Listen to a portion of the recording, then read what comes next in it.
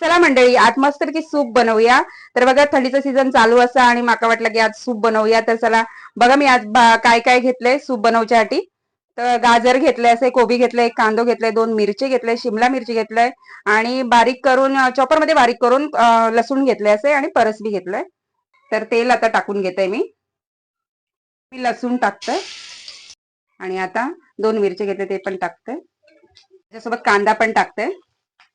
कांदा आणि लसूण मस्तपैकी लाल झालं असं आणि आता सगळे भाज्या टाकू आहे.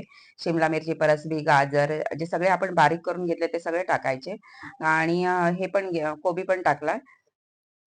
आता बघा, मी लाल मिरचीची पेस्ट टाकून घेतली कारण मी घरातच करून घेतलंय. तुमच्याकडे जर पावडर असेल तर तुम्ही टाकू शकता. आता बघा, 2 चमच व्हिनेगर टाकते मी. आता बघा, सगळ्या भाज्यांना ह्याच्यात मिक्स करून घेऊया आणि एकत्र करून घेतले का मग त्याची टेस्ट पण छान येतात. थोडा वेळ परतून घेऊया.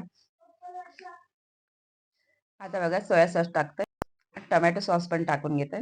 आता शेजवान सॉसचं पाणी टाकते आणि आता आपण हव्या तेवढं पाणी टाकायचं. मी आता एक तांबे आणि अर्धा तांबे टाकते. आता मीठ टाकते. मीठ बघा, 1 चमचा टाकलंय आणि आता 2 चमच कॉर्नफ्लॉवर घेतलेलं आहे, त्याचं पाणी करून घेतलं, त्या टाकलंय. आपला रेडी असा आणि आता वरून कोथिंबीर शिवरायची. छानपैकी सूप आता रेडी झालं.